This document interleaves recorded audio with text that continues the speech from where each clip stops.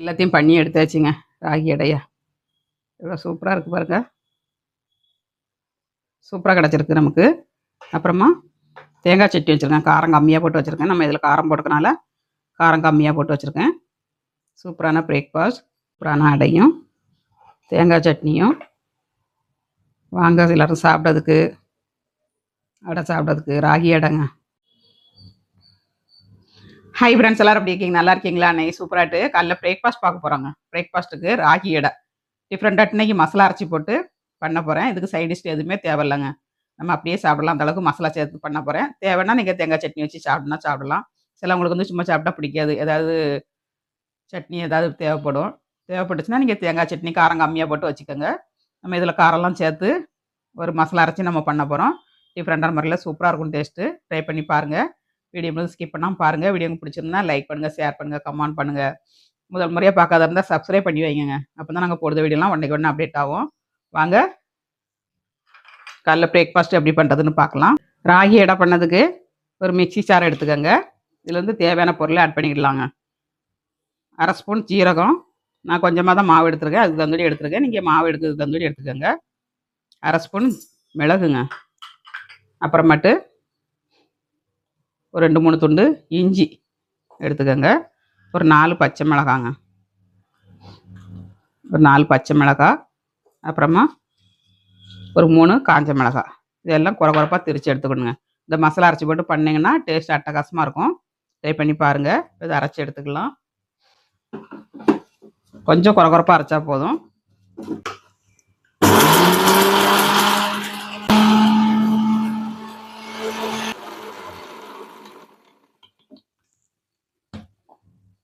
இந்த மாதிரி குறப்பாக அரைச்சிக்கோங்க. இப்போ நம்ம ராகி மாவோட சேர்த்துக்கலாம். உங்களுக்கு வந்து மாவு எந்த அளவுக்கு தேவையோ அந்த அளவுக்கு எடுத்துக்கோங்க. நான் ஒரு 200 கிராம் மாவு எடுத்துருக்கேங்க. ராகி மாவு ஒரு 4 ஸ்பூன் அரிசி மாவு. அப்புறமா ஒரு வெங்காயங்க. வெங்காயம் சின்னதாக கட் பண்ணி போட்டுக்கோங்க. தேங்காய் துருவலுங்க ஒரு 1/2 பவுல் எடுத்துருக்கேன். அப்புறமா மல்லித்தழை ஒரு கைப்பிடி அளவு மல்லித்தழை போட்டுக்கோங்க. டேஸ்ட் ரொம்ப நல்லாயிருக்கும். அப்புறம் கருவேப்பிலை தழைங்க. கருவேப்பிலை தழையை அப்படியே கையை விட்டு கிள்ளி போடுங்க. அப்படியே போடுங்க. பொடி இலைன்னா அப்படியே போட்டுக்கோங்க. பொடி இலை தான் நான் லேசாக கிள்ளி போட்டிருக்கேன். நல்லா வாசனையாக இருக்குங்க கருவேப்பிலை தழை கிள்ளி போட்டிங்கன்னா. இதில் மாவுக்கு தந்துடி உப்பு ஆட் பண்ணிடலாம். அப்புறம் அரைச்சி வச்சுருக்க மசாலாவையும் ஆட் பண்ணிடலாம்.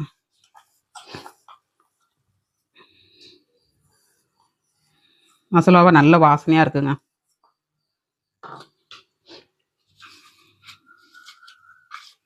இது நல்லா மிக்ஸ் பண்ணிவிட்டு நம்ம தண்ணி விட்டு பிசைஞ்சிக்கிடலாம்.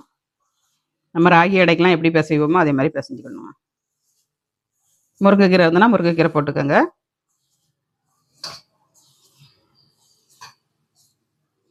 நம்ம நார்மலாக ராகி மாவு பண்ணோம்னா நம்ம அரிசி மாவுலாம் ஆட் பண்ண மாட்டோம். இதுக்கு வந்து கொஞ்சம் அரிசி மாவு ஆட் பண்ணி பண்ணிங்கன்னா அதோட டேஸ்ட் ரொம்ப நல்லாயிருக்குங்க.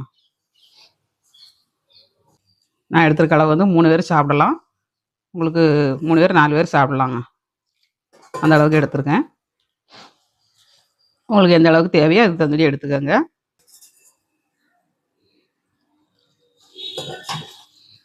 ஒரு இலையில் அல்டக்கியா பட்டர் சீட்டில் பால் கவரு எதுலனாலும் வச்சு தட்டி போட்டுக்கலாம். பால் கவரில் வச்சிங்கன்னா உங்களுக்கு அடுப்பில் போடும்போது இழகிரும். பட்டர் சீட் வந்து இழகாது. வாழை இலையும் இழகாதுங்க.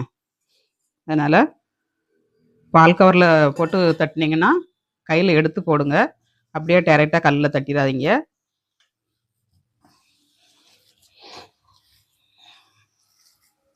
மாவெல்லாம் மிக்ஸ் பண்ணியாச்சுங்க. ஒரு 10 நிமிஷம் நம்ம ஊற வைக்கணும். என்றைக்குமே நம்ம மாவு பிசைஞ்சோம்னா ஒரு 10 நிமிஷம் வச்சுட்டு பண்ணுங்கள். அதோட டேஸ்ட் ரொம்ப நல்லாயிருக்குங்க.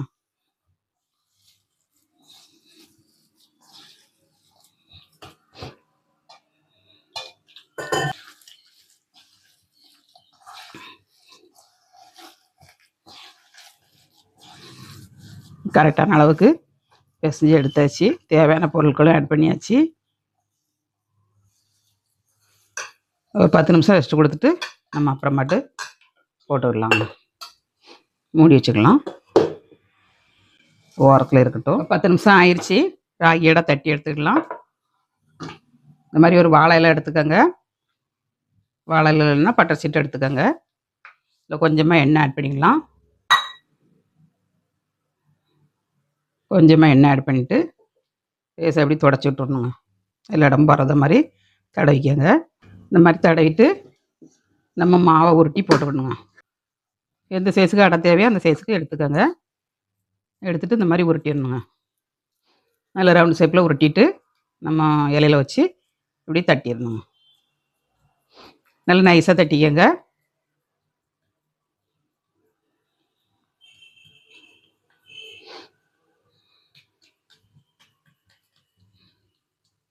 ஓரத்துலலாம் வெடிப்பு விழுந்துன்னா நம்ம கடைசியில் கை வச்சு அப்படியே அணைச்சி விட்டோம்னா கரெக்டாக வந்துடுங்க ஷேப் வந்து.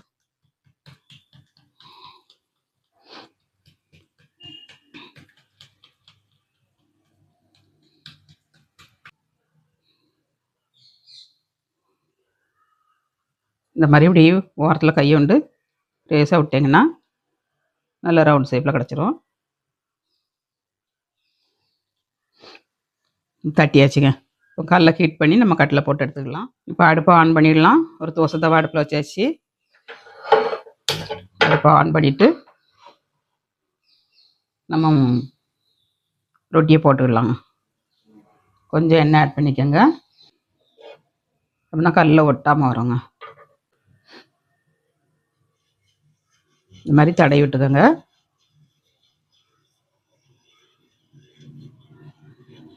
இப்போ எண்ணெய் தடவியாச்சு. கல் நல்லா ஹீட்டாகட்டும், நம்ம போட்டுடலாம்.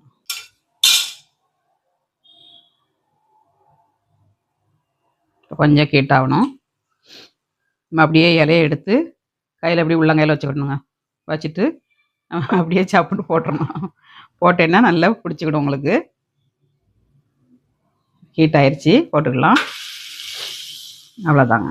அப்படியே நம்ம இலையை எடுத்தோம்னா இலை வந்து விட்டுரும் உங்களுக்கு. அழகாக விட்டுருச்சு பாருங்கள். கல் நல்லா ஹீட்டாக இருந்தனைக்கே உங்களுக்கு பிடிச்சிக்கிடுங்க. கொஞ்சம் வேகட்டும், நம்ம அதுக்குள்ளே அடுத்தது ஒன்று தட்டிடலாம்.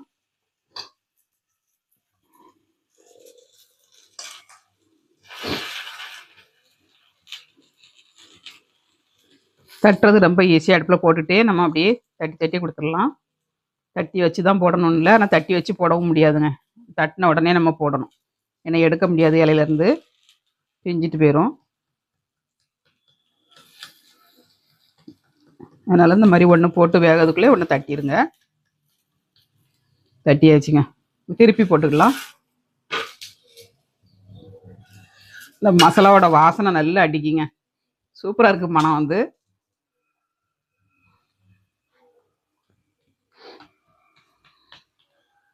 சுட்டு முடிக்கிறது வரலையும் பொறுக்காதுங்க. சுட சுட எடுத்து சாப்பிட்ருவாங்க. அந்தளவுக்கு மனம் ஆளுக்குள்ளே அப்படியே இழுத்துரும். நல்லா அடைய தட்டியாச்சு. ஓரத்தில் அப்படியே ரேஸாக கையை கொண்டு நம்ம ரவுண்டு ஷேப்பில் ஆக்கணும்னா சூப்பராக ரெடி ஆயிருங்க. திருப்பி போட்டுக்கலாம். கொஞ்சமாக எண்ணெய் ஆட் பண்ணிடலாம்.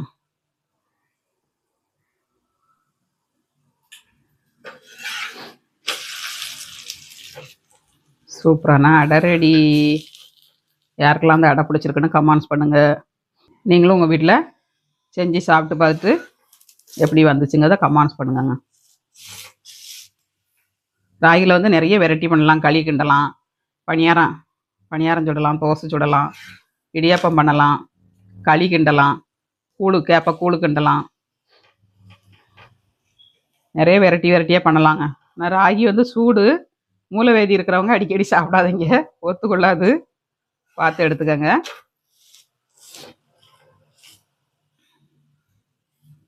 கூட கொஞ்சம் அதிகமாகிருங்க மூல நோய் இருக்கிறவங்களுக்கு வந்து. இப்போ வெந்துருச்சு, நம்ம எடுத்துக்கலாம். இவ்வளோ சூப்பராக இருக்குது பாருங்க. சூப்பராகிட்டு வெந்துருச்சுங்க. அடுத்தது ஒன்று போட்டுக்கலாம். அப்படியே போட்டுட்டு நம்ம இலையை அப்படியே எடுக்கணுங்க. இலையை அப்படியே எடுத்துக்கலாம். இலையில் ஒட்டாமல் வருது பாருங்க. இந்த மாதிரி எடுத்துக்கணுங்க. திருப்பி போட்டுக்கலாம். கொஞ்சமாக எண்ணெய் ஆட் பண்ணிக்கோங்க, இல்லாட்டா வெரைட்டி மாதிரி இருக்கும். எண்ணெய் ஆட் பண்ணேன்னா கொஞ்சம் நைஸாக இருக்குங்க. ஒரு 1/4 டீஸ்பூன் ஆட் பண்ணிக்கோங்க போதும். சூப்பரான ராகி அடை ரெடி. ராகி அடை வந்து எல்லாருக்கும் பிடிக்காது. ஒரு சிலவங்களுக்கு பிடிக்கும், சாப்பிடுவாங்க. ஒரு சிலவங்க சாப்பிட மாட்டாங்க. இந்த மாதிரி மசாலா அரைச்சி போட்டு சாப்பிட்டு பாருங்கங்க. டேஸ்ட் அட்டகாசமாக இருக்கும். கொஞ்சம் வேகட்டும். நம்ம அதுக்குள்ளே ஒரு உருண்டை உருட்டி தட்டிக்கிடலாம். இப்படியே வச்சு நம்ம தட்டினோம்னா சூப்பராக வந்துடுங்க. இந்த விரலோட சாப்பா பதியுது பாருங்க, நல்லா வெந்துடும் உங்களுக்கு. ஒரு போர்ஸ்க்கு வச்சு குத்தி விடணுனாலும் குத்தி விட்டுக்கோங்க.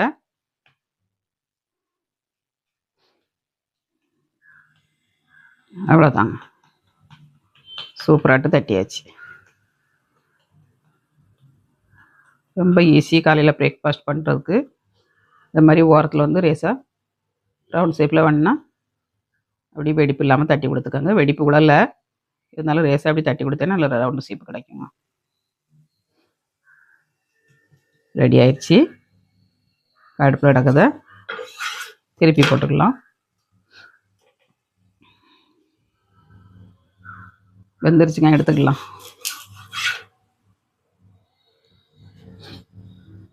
அடுத்ததையும் நம்ம போட்டுக்கலாம்.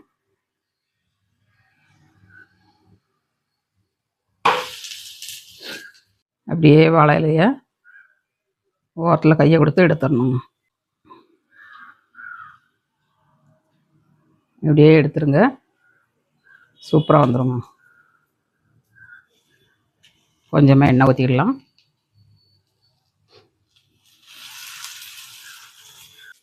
எண்ணெய் லைட்டாக ஊற்றிக்கோங்க. எண்ணெய் ஊற்றலைன்னா வரட்டி மாதிரி இருக்குங்க. எண்ணெய் ஊற்றினேன்னா கொஞ்சம் சாஃப்டாக இருக்கும். எண்ணெய் லைட்டாக ஊற்றிக்கோங்க. திருப்பி போட்டுக்கலாம். பார்க்கையிலே எவ்வளோ எம்மியாக இருக்குது பாருங்கள். டேஸ்ட்டும் அட்டகாசமாக இருக்கும். ட்ரை பண்ணி பாருங்கள். வெந்துருச்சுங்க, நம்ம எடுத்துக்கலாம். சூப்பராகிட்டு அடை ரெடி ஆயிடுச்சுங்க. இப்போ மிச்சம் இருக்கிறதே நம்ம பண்ணி எடுத்துக்கலாம். எல்லாத்தையும் பண்ணி எடுத்தாச்சுங்க. ராகி அடையா எவ்வளோ சூப்பராக இருக்குது பாருங்க. சூப்பராக கிடச்சிருக்கு நமக்கு. அப்புறமா தேங்காய் சட்னி வச்சுருக்கேன். காரம் கம்மியாக போட்டு வச்சுருக்கேன். நம்ம இதில் காரம் போட்டுக்கனால காரம் கம்மியாக போட்டு வச்சுருக்கேன். சூப்பரான பிரேக்ஃபாஸ்ட்.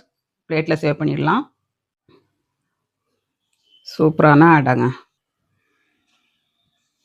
சூப்பரான அடையும் தேங்காய் சட்னியும் வாங்க எல்லோரும் சாப்பிட்றதுக்கு, அடை சாப்பிட்றதுக்கு. ராகி அடைங்க, சாப்பிட்டு பார்க்கலாம். ராகி அடை வந்து சாப்பிட்டு பார்க்கலாங்க, டேஸ்ட் எப்படி இருக்குன்னு.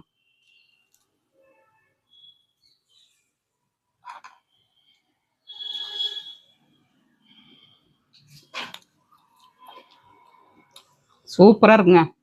மசாலா அரைச்சி போட்டு பண்ணியிருக்கனால அட்டகாசமாக இருக்குது டேஸ்ட்டு. நீங்களும் உங்கள் வீட்டில் ட்ரை பண்ணுங்கள். ட்ரை பண்ணிட்டு எப்படி வந்துச்சுங்க அதை கமெண்ட்ஸ் பண்ணுங்கள், லைக் பண்ணுங்கள். முதல் முறையாக பார்க்க இருந்தால் சப்ஸ்கிரைப் பண்ணி வைங்க. அப்போ தான் நாங்கள் போடுற வீடியோலாம் உடனே அப்டேட் ஆகும். பார்க்குற அனைத்து நல்ல உள்ளவங்களும் ஒரு லைக் பண்ணிட்டு பாருங்கள். அட்டகாசமாக இருக்குங்க. வாரத்தில் 2 நாள் பண்ணி சாப்பிடுங்க. ராகி சாப்பிட்றது நல்லது. ஆனால் மூலம் இருக்கவங்க சாப்பிடாதீங்க. எப்போமாச்சும் ஒருக்கா சாப்பிட்டுக்கோங்க. நல்ல மொறுமொறுன்னு கிறிஸ்பியாக இருக்குங்க. ட்ரை பண்ணுங்கள். மீண்டும் நெக்ஸ்ட் வீடியோவில் சந்திப்போம். பாய்.